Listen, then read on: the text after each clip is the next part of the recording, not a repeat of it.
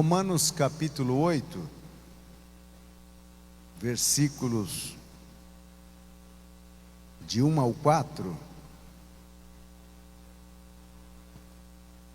Carta do apóstolo Paulo aos Romanos, a igreja que estava em Roma, a maior carta teológica de Paulo, que trata sobre a vida com Deus. Capítulo 8, versículo 1, e ele já abre no capítulo 8, no versículo 1, uma palavra cheia de alegria para todos nós. Portanto, agora nenhuma condenação há para os que estão em Cristo Jesus, que não andam segundo a carne, mas segundo o Espírito. Porque a lei do Espírito de vida em Cristo Jesus me livrou da lei do pecado e da morte. Porquanto o que a lei não podia fazer, visto como estava fraca pela carne, Deus, enviando o seu próprio Filho em semelhança de carne pecaminosa, e como oferta pelo pecado, condenou o pecado na carne. Versículo 4: para que a justiça da lei fosse cumprida em nós, que não andamos segundo a carne, mas segundo o Espírito. Podeis assentar, irmãos. Hoje nós vamos falar sobre os fora da lei. Parece até uma alusão ao bang bang italiana, né? É possível estar vivendo uma vida fora da lei? É uma pergunta, né? A lei, o que é ela? A lei é um código de regras para toda uma comunidade cumprir. Por exemplo, nós como nação, nós temos a nossa Constituição e também temos o Código Civil. São leis que norteiam-nos para vivermos bem em sociedade. Então, por mais que eu tenha a Bíblia como o livro de Deus, e eu tenho temor para com ela e devo obedecê-la, eu também não posso esquecer que eu estou inserido na sociedade e tenho a responsabilidade de cumprir as leis da sociedade que a todos são impostas.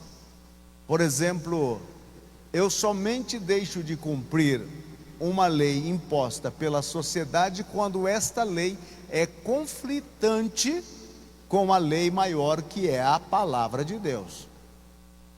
É o que aconteceu com os cristãos na época do Império Romano, que foram instituídas leis em que todos os súditos do império tinham a responsabilidade de adorarem o imperador. E como o próprio Jesus, na tentação do deserto, disse para Satanás que só ao Senhor teu Deus adorarás, e só a Ele rendirás culto, então era uma afronta a Deus adorar o imperador como Deus e não ao Deus verdadeiro. E é por isso que muitos cristãos, eles foram lançados na arena, outros foram queimados nas fogueiras vivos, por não quererem se enquadrar na lei do império que dizia todo súdito tem que adorar o imperador.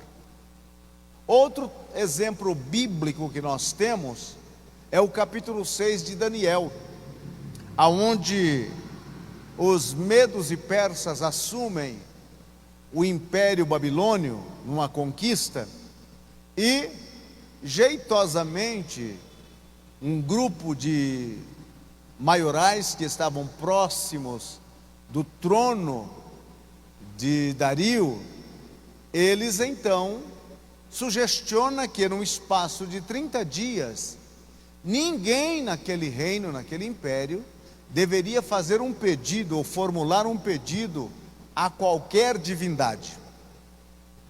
Não poderia. Só poderia pedir ao rei. Então o rei, por um espaço de 30 dias, ele tomou o lugar de Deus. Era um Deus por 30 dias. E ele não iria conseguir responder todas as demandas, mas os irmãos que conhecem a Bíblia sabem que aquilo foi uma instituição para que pegassem a Daniel, que orava a Deus 3 vezes ao dia. Por mais que o edital fora assinado, selado com o anel do imperador, Daniel voltou à sua prática normal, porque sabia que aquilo era um edital contrária à prática da oração de Daniel, ao pedido, à invocação ao Deus de Daniel. Então, todas as vezes que uma lei é feita com o propósito de afrontar a lei de Deus, eu, como cristão, tenho que fazer a minha escolha. Ou eu vou ficar com a lei de Deus, ou eu vou ficar com a lei dos homens. Se amanhã, por exemplo, vier uma lei que está proibido pregar o evangelho aqui no Brasil, qual será a minha posição? Vou continuar pregando o evangelho. Por quê? Porque acima da lei do homem sempre está a lei de Deus. Agora, no demais, quando esta lei do homem ela é concórdia com a lei de Deus, então nós nos submetemos à lei de Deus e também à lei dos homens, ok? Agora, Paulo, escrevendo a sua carta aos Romanos, ele trata muito concernente à lei. E que lei que ele apresenta? Ele apresenta a lei de Deus, e a lei de Deus, ela se divide em 2 principais partes. Primeiro, a lei cerimonial. O que é a lei cerimonial? É toda aquela lei que o judeu praticava desde a circuncisão até os sacrifícios realizados no templo. Eram leis cerimoniais e leis religiosas. Acima destas leis cerimoniais e religiosas, os judeus começaram a agregar muitas outras tradições como se fosse lei. Por exemplo, a pessoa saía de casa, dava uma volta pelo mercado e quando chegava em casa ele tinha que lavar as mãos. Isso não é uma lei, é uma prática de higiene. Por exemplo, se fosse fazer uma refeição, ele também tinha que higienizar as mãos. E eles faziam isso como se fosse uma lei, em pé de igualdade com aquela lei que disse: não matarás. Não matarás. E é por isso que Jesus disse que não é o que entra no homem que o contamina, mas é o que sai do homem. Então, Cristo veio e ele cumpriu a lei cerimonial e a lei religiosa, a lei dos sacrifícios, que eu e você jamais poderíamos cumprir. Agora, existe o outro aspecto da lei, que é a lei moral. E a lei moral, ela não foi abolida. A lei moral, ela continua valendo. Qual é a lei moral? Não matarás, não adulterarás, não dirás falso testemunho, honra o teu pai e a tua mãe, adore somente a Deus. Esta é a lei moral imposta a todos nós. E elas são repetidas no Novo Testamento. Ela está no capítulo 20 de Êxodo, mas também ela está repetida em todas as cartas do Novo Testamento. O único mandamento que nós não encontramos repetido no Novo Testamento é a guarda do sábado. E Paulo ainda disse: guardais dias e meses e tem guardados em vão. Agora, por que não o sábado? Porque o sábado é um sinal entre Deus e os judeus.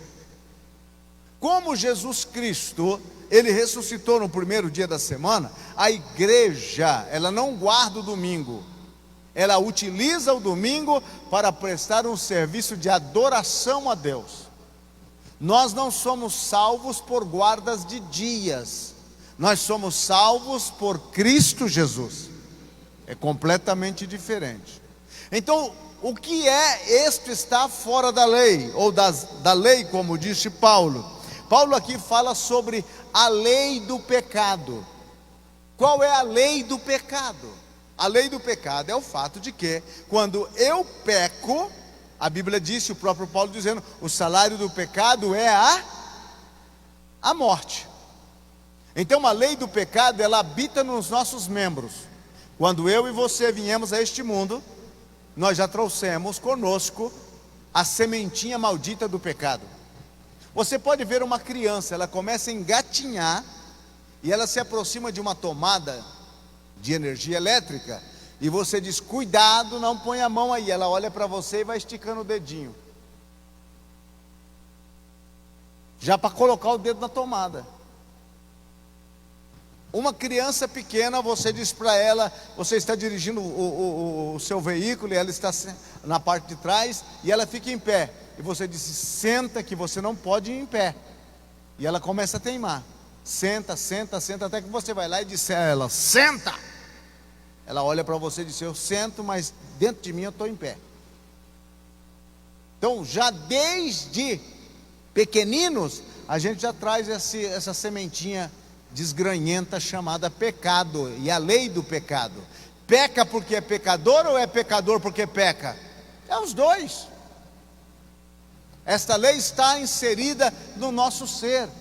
No capítulo 7, Paulo começa a analisar, e ele disse assim, miserável homem que sou, quem pode me fazer livre do corpo desta lei? Quem me pode fazer livre disto? Aquilo que é ruim, que eu não quero fazer, isso eu faço. E aquilo que é bom, que eu quero fazer, isso eu não consigo fazer. Há uma guerra dentro dele. A lei do pecado suplanta dentro dele a vontade de fazer o bem, e ele acaba fazendo o mal. Por exemplo, você pode pegar uma pessoa que bebe bebidas alcoólicas, e pega ele bêbado e dá uma surra de cacete nele, mas desce o porrete nele. Na hora ele até promete que ele não vai beber mais. Ele olha para você com os olhos dele, aqueles olhos brilhosos, e diz, não, eu prometo que daqui para trás nunca mais. Ele até promete que não vai beber mais, mas passou um dia ou dois, ele já está lá de novo. Ele é preso pela lei do pecado. É o mesmo que faz utilização de drogas, é o mesmo que consome material de pornografia, é o mesmo pecado, é o mesmo vício. Esta é a realidade. Então, esta lei do pecado está dentro de cada um de nós. Agora, quando Paulo fala que nós estamos fora do poder desta lei do pecado, fora desta lei que é também a lei cerimonial, ele está dizendo a você e a mim que nós somos os foras da lei.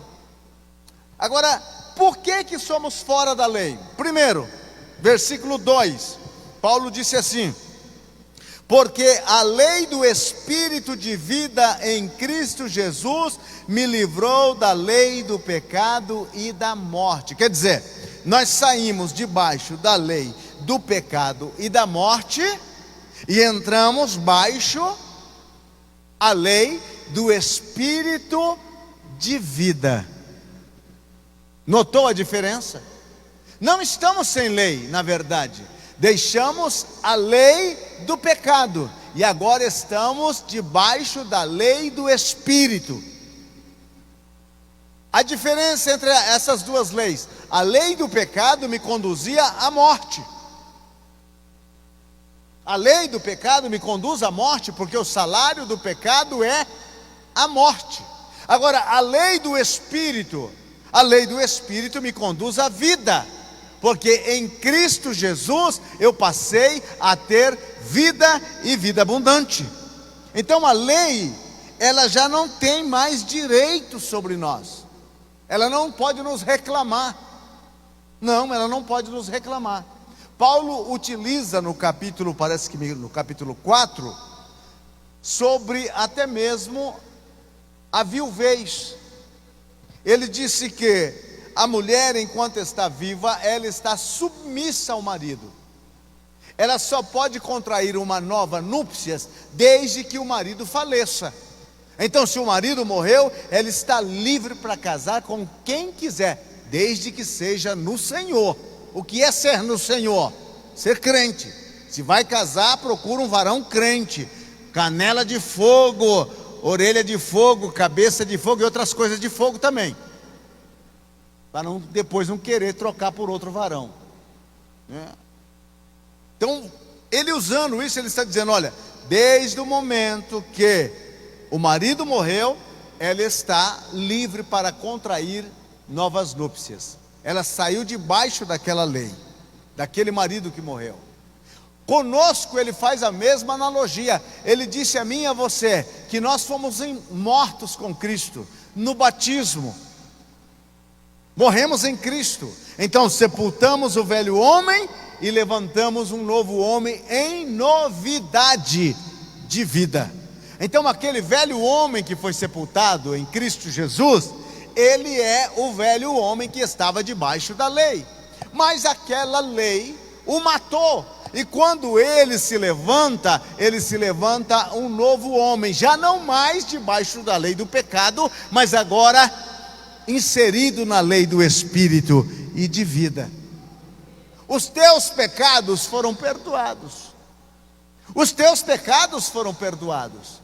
Os pecados, eu falei não sei se foi na terça-feira passada, os pecados passados, os pecados presentes e até os pecados futuros já estão perdoados. Pastor, então quer dizer que eu posso pecar aqui?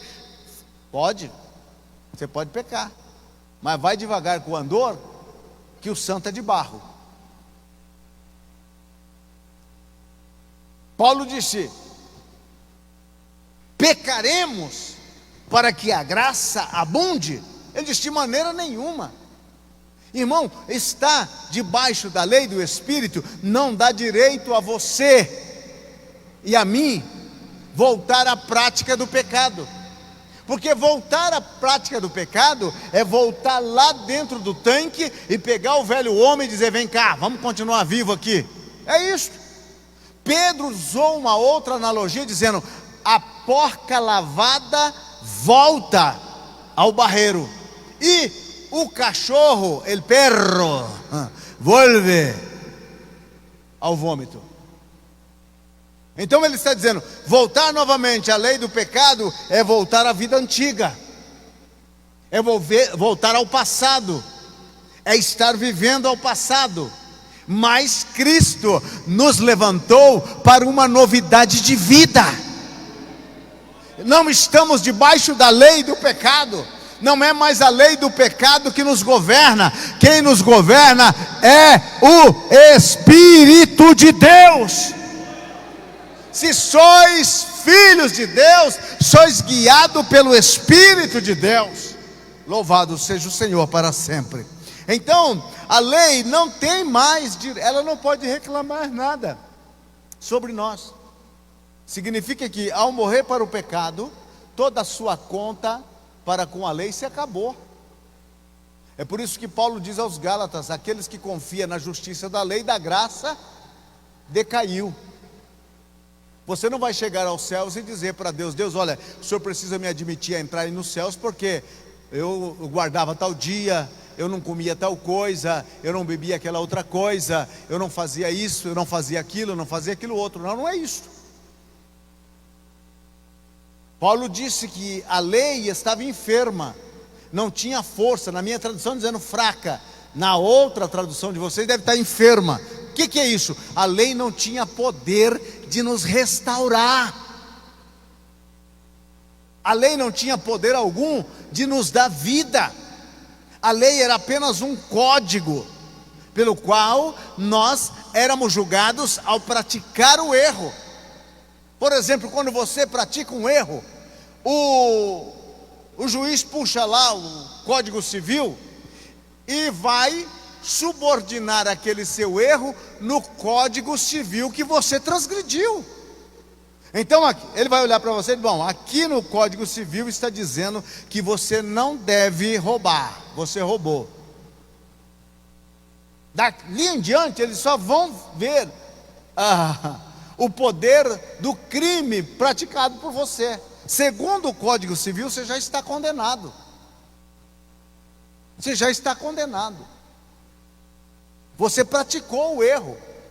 E se praticou o erro segundo o Código Civil, você já está condenado pelo Código. Agora somente vai ver que tamanho vai ser a sentença, mas condenado você já está. Só no Brasil que o pessoal consegue fazer umas coisas mirabolantes, que você fica olhando e diz: mas como é que pode? Só porque o camarada morava na Porangaba 119, ele não pode cumprir prisão? Não pode ser um negócio desse.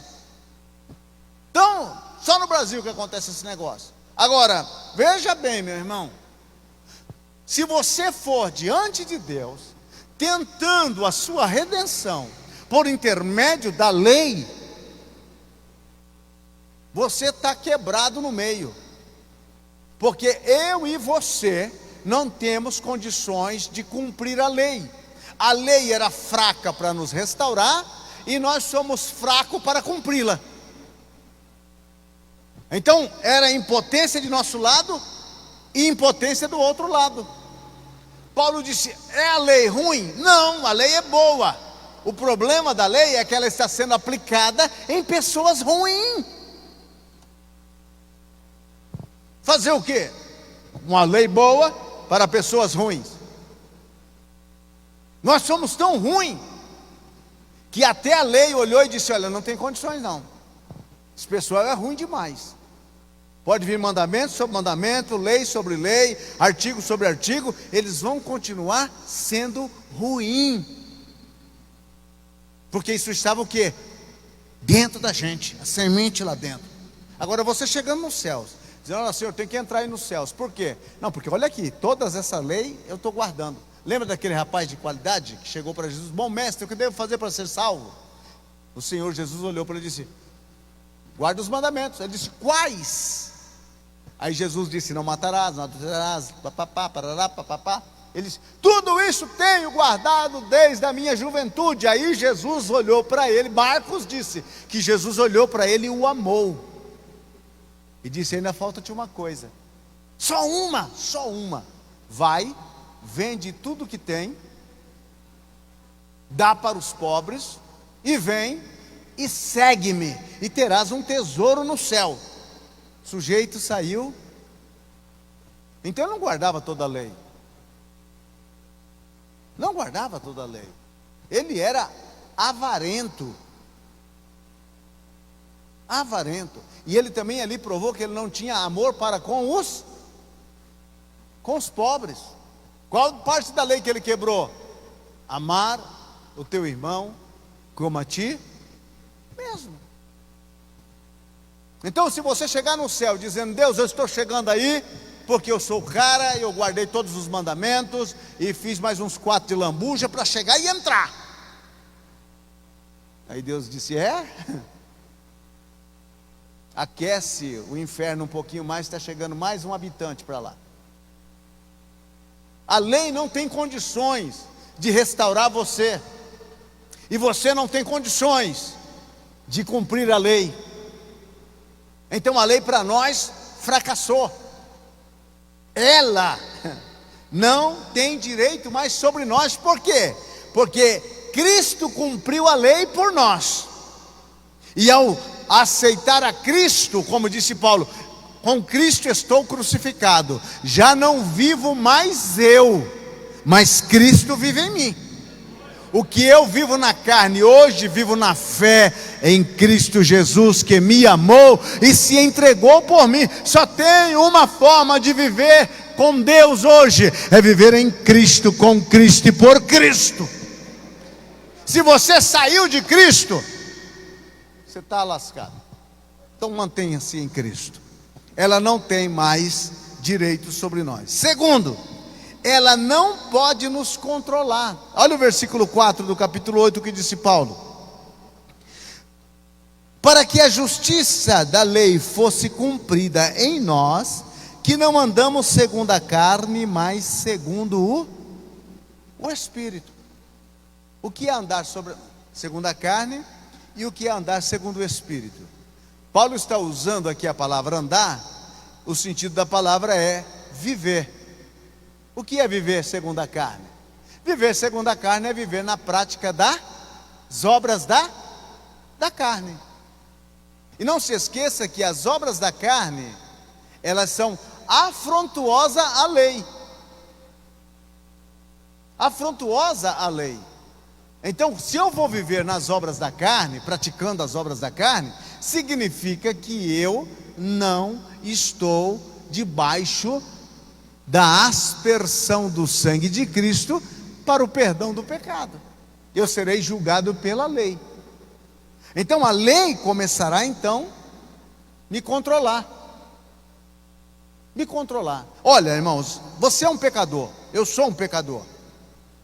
Por mais que recebi a Jesus como Salvador, Ele me lavou com o seu sangue, Ele me libertou, eu continuo sendo pecador.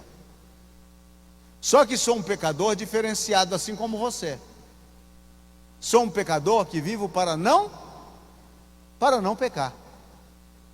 Eu não tenho medo de Deus, eu tenho temor de Deus, são coisas diferentes. Agora eu tenho medo de pecar. Porque o que me tira de Deus é o pecado. E o que me controla, a partir do momento que eu peco, é a lei.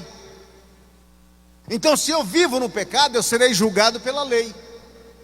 Se eu vivo no Espírito, se eu ando no Espírito, vivendo na prática das coisas do Espírito, não há juízo para mim. Aí vem o versículo 1: nenhuma condenação há para aqueles que estão em Cristo Jesus. Eu escolho e você também. É possível, pastor, ser crente e viver na carne? Eu não estou falando na carne do churrasco do final da semana. O que é viver na carne? É viver nas práticas das obras infrutuosas das trevas, da carne. Quer ver elas como é? Se você tem uma Bíblia aí, vai rapidinho comigo lá em Gálatas. Aleluia. Que obras são estas, pastor? Olha aqui, do versículo 13, capítulo de número 5 de Gálatas, ele disse: porque vós, irmãos, fostes chamados à liberdade, apenas não useis a liberdade para dar ocasião à carne, mas para servir uns aos outros em amor.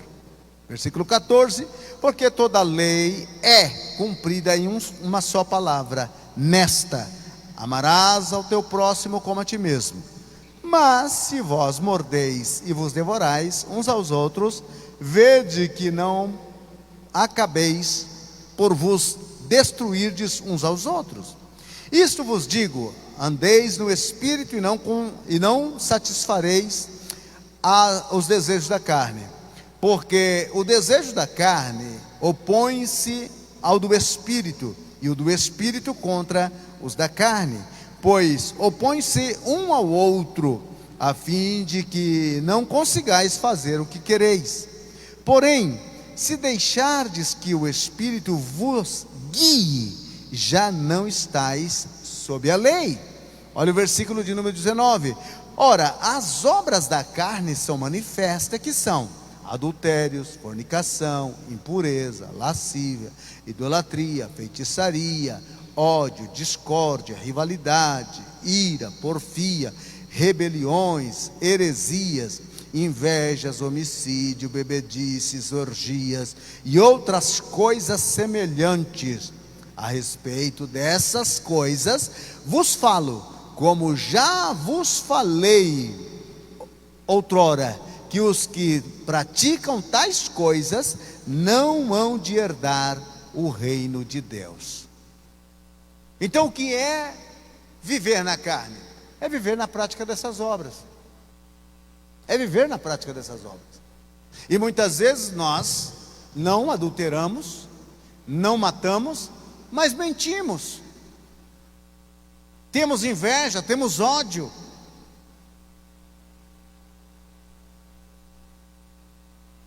Não existe aqui, por exemplo, estes são os pecados capitais. Se praticou esse, não entra no céu. Não adulterarás, não matarás, não roubarás. E esses são os pecadinhos assim que você pode de quando em quando praticar, que não vai ser levado em conta. Inveja, ódio, murmurações. Não.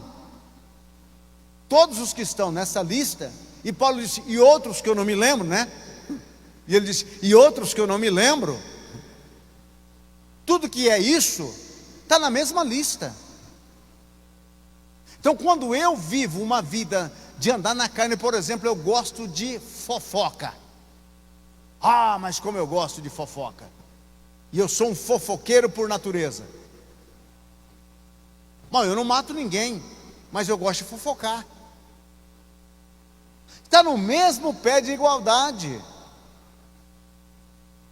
Está no mesmo pé de igualdade. Senhor, eu nunca matei ninguém, eu nunca adulterei com ninguém. Senhor, eu tenho... Aí o Senhor diz, mas você consta aqui que é fofoqueiro. E os fofoqueiros não hão de herdar. Consta aqui que você... Então, meu irmão, o que é viver na carne? É viver na prática dessas obras infrutuosas da carne. E o que é viver no Espírito? Aí sim. O que é viver no Espírito, pastor? Ele disse aqui sobre a oposição entre, quase que eu digo, né, PL com PT.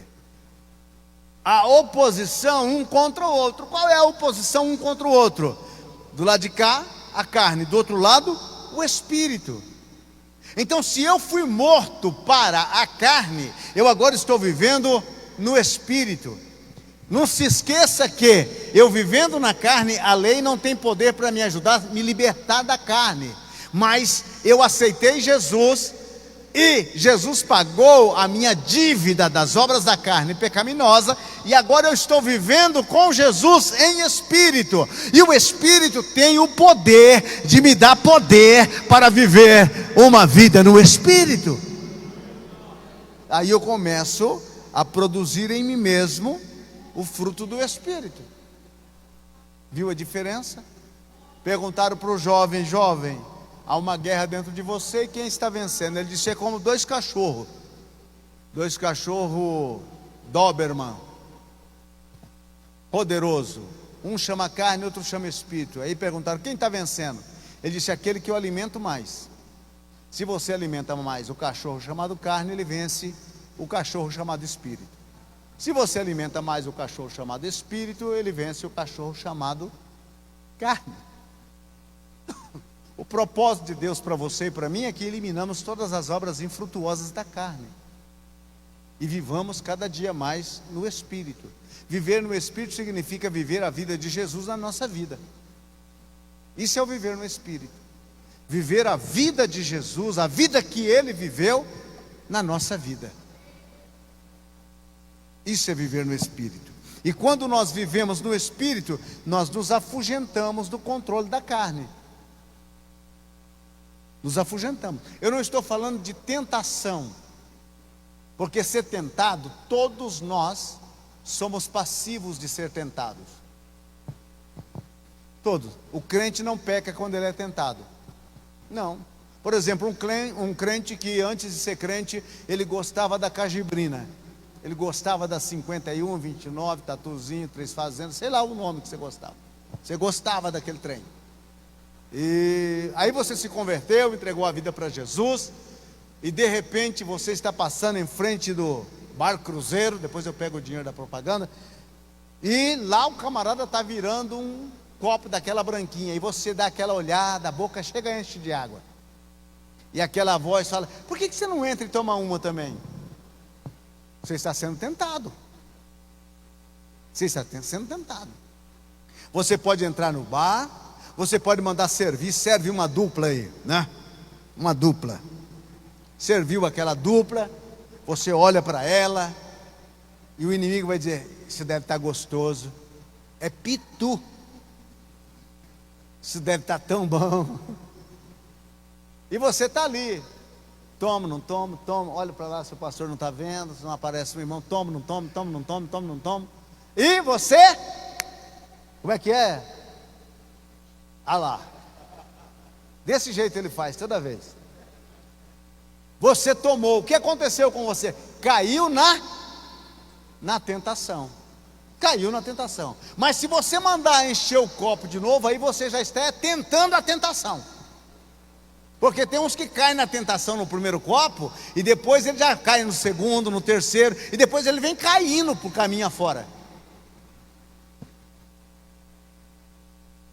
Não é não, né, irmã?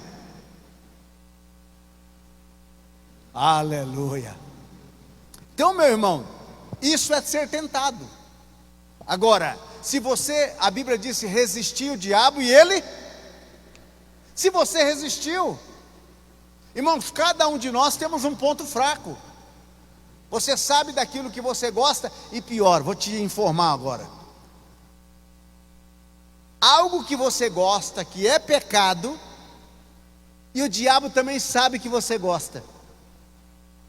Este é o problema. Você gosta, o diabo sabe que você gosta. E se ele sabe que você gosta, ele vai perder tempo trazendo uma tentação nova? Não, ele vai trazer a tentação antiga. Aquela tentação que você já está acostumado, cai, levanta, levanta e cai, cai, levanta. Lembra daquele brinquedinho chamado Para Pedro, Pedro Para?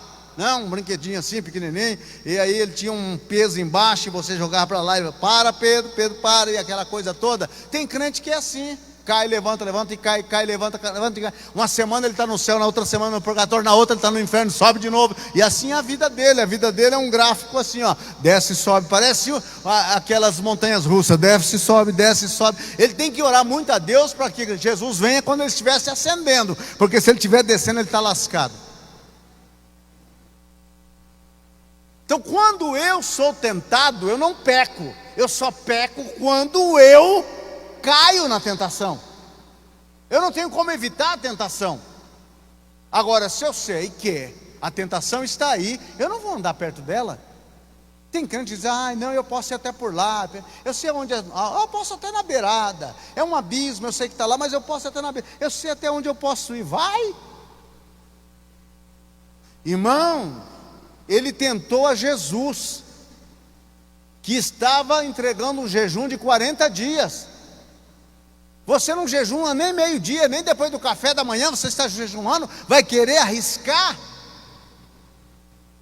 Vai querer ficar dando sopa na beirada de Satanás? Não, meu amigo. Se você tem um problema com uma bebida ou com coisa de outra natureza, passa longe. Paulo disse para Timóteo: fugi das paixões juvenis. Foge. É melhor um cachorro vivo do que um leão morto. É o que disse Eclesiastes. Mas o camarada acha que ele pode. Não, meu amigo, não vá brincar com esses negócios. Foge, escapa por tua vida, escapa por tua alma, porque agora você vive na lei do Espírito, para satisfazer a Deus. Agora, pastor, e se eu cair na tentação, o que acontece comigo? Bom, primeiro você vai ficar triste. Deus vai ficar triste, Jesus vai ficar triste, o Espírito Santo também vai ficar triste. Por quê, pastor? Por que ele não deixou que eu estivesse longe da tentação? Ele deixou. O problema é que dependia de você. Já viu aquelas crianças quando começam a andar? Você que teve filho pequeno sabe disso. Ele está querendo começar a dar os primeiros passos. Aí você vai soltando, solta os 2 dedos e dá 3 passos para trás e diz: vem, vem, vem. E ele vem, né? Para quê? Para que ele possa tomar confiança. O que é tomar confiança? É começar a sentir seguro para dar os passos. Na hora da tentação, Deus te deixa ali para que você enfrente e vença. Venceu. Maravilha. Agora ele venceu a primeira. E você pensa que o diabo vai abandonar você depois da primeira? tranquilo, você venceu hoje, mas tem revanche. Ele vai voltar. Porque se existe um cara persistente, é esse camarada. Ele vai voltar, no momento que você esteja desprovisto, ele vai vir. E na outra vez ele veio com alguma coisa assim, mais ou menos, ele vai aumentar um pouquinho mais o grau da beleza. E assim por diante. E em todo momento você vai ter que estar firme para vencer. Você não peca quando você é tentado, você peca quando cai em tentação. É por isso que a oração disse: não nos deixe cair em tentação. Não nos deixe. Agora, quando eu peco, então eu dou legalidade para a lei me controlar. A lei passa a me controlar. A lei do pecado. Porque em mim novamente revigora o poder do pecado. E aqueles desejos que eu tinha outrora, antes que Cristo viesse na minha vida, eles começam a abundar no meu interior. E se eu sou uma pessoa que não tem o costume de dobrar o joelho todo dia e pedir perdão pelos pecados, o que acontece? Aqueles pecados vão sedimentando dentro de mim. E eu vou praticando, a tal ponto que eu cauterizo a consciência e para mim já não há mais qualquer forma de entender que eu estou em pecado. É por isso que João diz: filhinho, essas coisas vos escrevo para que não pequeis. Mas se pecar, por favor, advogado temos para com o Pai. Confessa, se confessarmos os nossos pecados, Ele é fiel e justo para nos perdoar. Não vai deitar sem pedir perdão a Deus por pecados cometidos. Ah, pastor, foi um pecado pequenininho, e daí? Todo o pecado deixa fora da presença de Deus, da comunhão com Deus e também dos céus. O que eu tenho que fazer? Ser restaurado pelo poder do sangue de Jesus Cristo para viver a vida do Espírito. Mas se eu não faço isso, a lei do pecado começa a me controlar e eu volto a ser. Já viu aqueles crentes? Eles estão na igreja, eles não perdem culto, mas a vida deles é uma derrota. Eles vivem só em pecado. E muitas vezes não estou falando daqueles pecados moralmente terríveis. Não, aqueles pecados.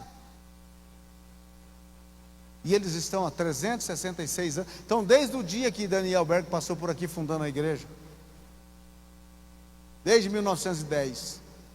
Porém, não consegue, sempre está marchando no mesmo lugar, não sai do lugar, não vai, não há um sinal de progresso na vida espiritual dele, porque ele começou a estar dominado pelo pecado. O que eu posso fazer, pastor, numa situação como essa? Arrepender, pedir para que o sangue de Jesus te lave novamente e seguir uma vida diferenciada.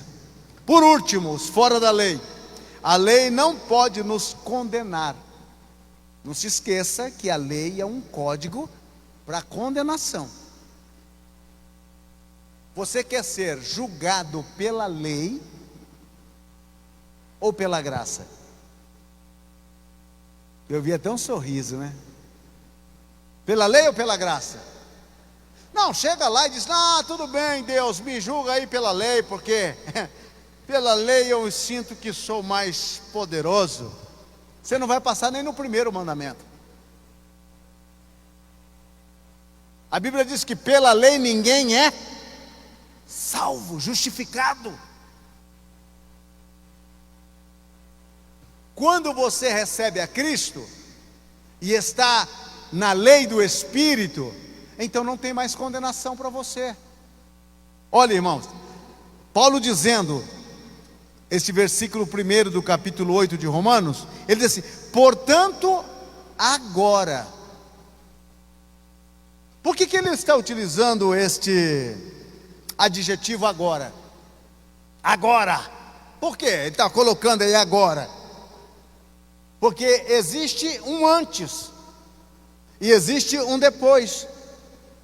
Então antes, capítulo 7, capítulo 6, vivendo debaixo da lei do pecado. Capítulo 8, portanto agora, vivendo debaixo da lei do Espírito, agora Aí ele abre dizendo: nenhuma condenação há para os que estão em Cristo Jesus.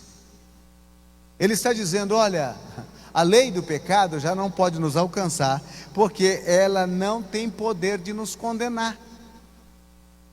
Quando você e eu nos apresentaremos diante de Deus, não vamos ser julgados pelo código de lei, não, porque a nossa condena e a nossa sentença, Jesus pagou na cruz do Calvário. Nós já saímos livres.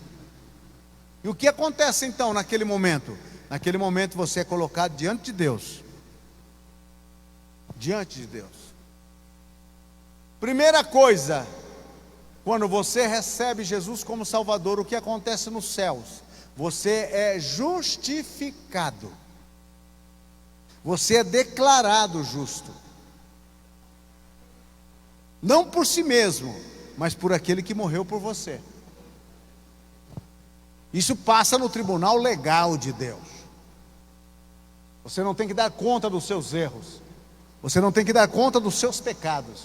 Todos eles Jesus assumiu. Oh, coisa boa, né? Porque se fosse para você assumir, nem diante de Deus você seria colocado. Já passava direto, pegava o atalho, aquela flechinha que disse Hades, a 500 metros. Mas como você recebeu a Cristo, então naquele momento você, nos céus, imediatamente é justificado. É justificado. O que é justificado? É o ato pelo qual Deus se declara justificado de todos os seus pecados em Cristo Jesus. Nenhuma dívida, nada. Sabe aquela cadernetinha que marcava lá todos os seus pecados? A sua já não era cadernetinha nem a minha, né? É aquele livrão assim, dessa altura. Tudo foi apagado. A conta foi saldada. Jesus pagou o preço de tudo. Estou livre disso. E isso aconteceu nos céus.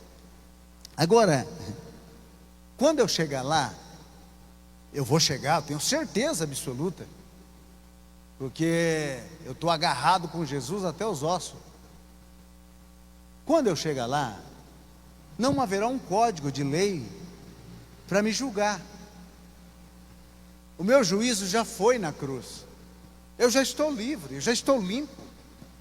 A minha ficha, lembra da ficha limpa e a ficha suja? A minha ficha é limpa. Não fui eu que limpei, foi Jesus. Aliás, a minha ficha era suja. A minha ficha era suja. O que aconteceu? Quando Jesus morreu na cruz e eu recebi Ele como Salvador, o seu sangue lavou aquela ficha. Aleluia, aleluia. Eu fui descondenado. Foi isso que aconteceu comigo. Eu tinha tudo para ser condenado. Jesus pagou o preço por mim e eu fui. Portanto, nenhuma condenação há. E quando disse nenhuma, é nenhuma. Ah, mas de repente alguma coisa pequenininha. Não, nenhuma.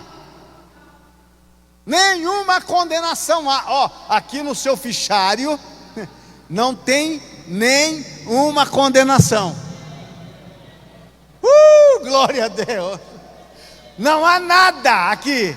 E você diz, mas com tudo de erro que eu fiz, sim, mas alguém passou por aqui e pagou.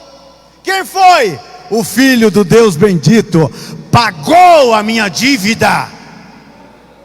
Morreu no meu lugar. Aleluia. A lei não pode me condenar. Lembra o que aconteceu no livro de Zacarias? Zacarias conta uma passagem diante do trono de Deus, que o sumo sacerdote Josué estava em pé diante de Deus e com as suas vestimentas todas elas marcadas, todas sujas.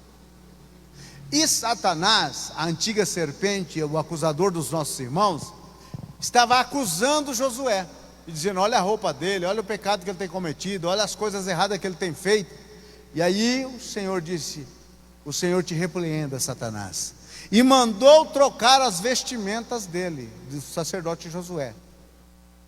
O que dá poder para Satanás te acusar é o pecado que você comete. Toda vez que você evita de pecar, o diabo não tem o que te acusar.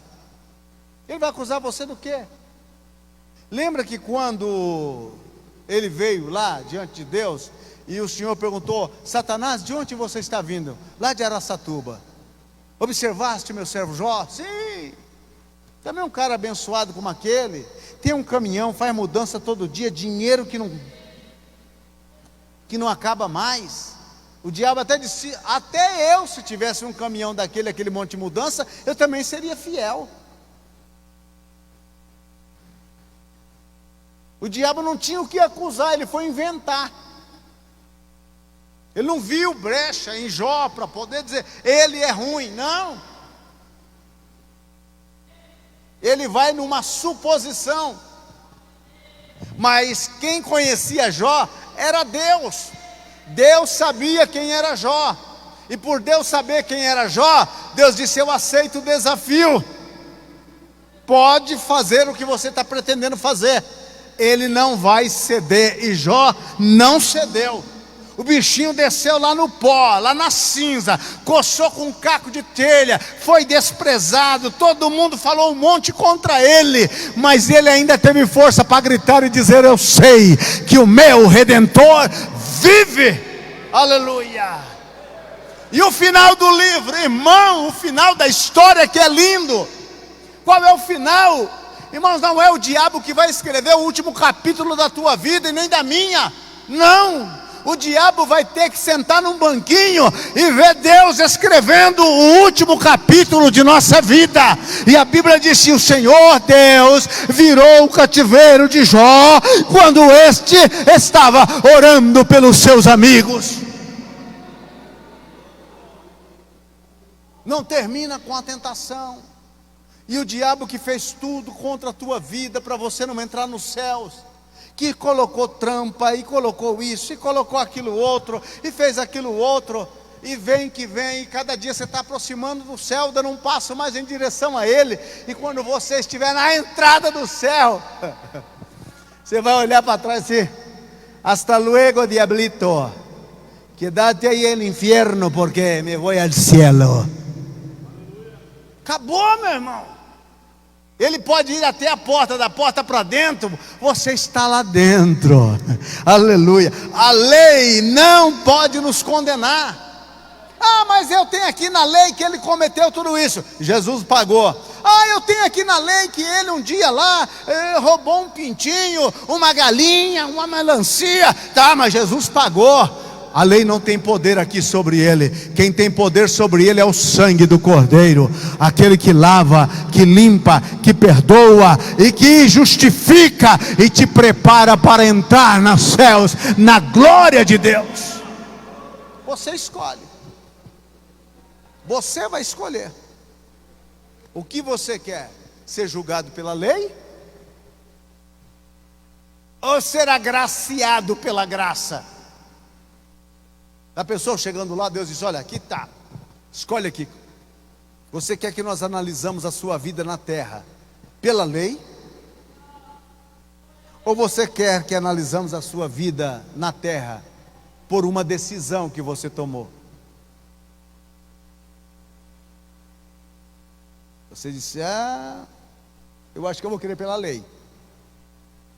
Pela lei, não pode se arrepender. Vai ser pela lei.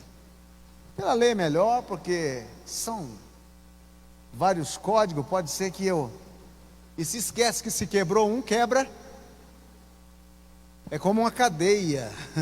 Quebrou um, quebra tudo. Aí Deus então disse: aqui disse: não dirás falso testemunho. E você, camarada, você era um sujeito que dava falso testemunho até dormindo. Quantas vezes você brigou com a sua esposa, dando falso testemunho, dizendo que não roncava de noite, e ela dizia que roncava? Mas vale isso daqui aqui também? Também vale. Vale tudo. É pela lei. Aí você diz: mas eu pensando bem, sabe que eu quero ser... Não, agora já não tem mais o que escolher. Está escolhido e não se pode ficar arrependido. É pela lei. Aí você disse... Deus olha para você e disse: olha, você... não tem nada aqui, não deve nada, pode entrar, E você diz, mas como assim não deve nada? Nada. Mas como? Você lembra aquele dia, aquela má vontade que você foi no culto lá na Porangaba, e alguém fez um apelo, quer receber Jesus como Salvador, e você veio lá mascando chiclete, e com aquela raiva, dizendo, eu estou indo lá só para que esse crente que me trouxe aqui, não pare de mexer a paciência. E você veio, e naquela noite Jesus conquistou o seu coração. Foi aquela noite ele pagou toda a sua dívida aqui em cima. E você vai sair doido dali procurando onde está ele. Eu quero abraçá-lo, eu quero dar-lhe um beijo, eu quero falar de amor com ele, porque é por ele que eu não vou ser lançado lá, no lugar de tormenta. A lei não pode te condenar. Você não pode andar nessa terra como um condenado. Não há uma sentença de condenação para você. E eu quero te revelar mais alguma coisa. Só mais 5 minutos. Olha, meu querido irmão, quero te dizer, você não precisa morrer para chegar na porta do céu, para saber se você vai para os céus ou se você não vai para os céus. Não existe isso. Hoje, neste exato momento, você já é salvo. Já é. Quer uma garantia? Você crê que este livro é a palavra de Deus? Vou te dar uma garantia. Abra comigo aí João, capítulo 3. Olha o que disse João no seu capítulo 3, o Evangelho, o versículo de número 16. Porque, você diz que isso é palavra de Deus. Porque Deus amou o mundo de tal maneira que deu o seu Filho unigênito, para que todo o que nele crê, quantos crê nele aqui? Para que todo aquele que nele crê, não pereça, mas tenha. Ao crer em Cristo, ele está dizendo, tenha possessão. A vida eterna faz parte de você, é sua. Você creu nele, tenha a vida eterna. Continuando lendo, olha o versículo de número 18. Quem crê nele, você crê nele? Quem crê nele não é condenado, mas quem não crê já está.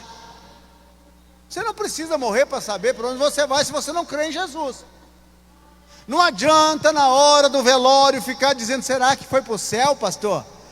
Eu não sou ninguém para julgar outro, porque o ladrão da cruz lá, lapso de segundo, ele foi para os céus. A pessoa pode se arrepender a qualquer momento, estando vivo aqui. Mas, se você tem uma oportunidade de toda a vida para crer em Cristo, porque você vai esperar para os 48 do segundo tempo. Vai que não dá tempo. Porque vai esperar para o último momento. Quem nele crê não é condenado, mas quem não crê, já.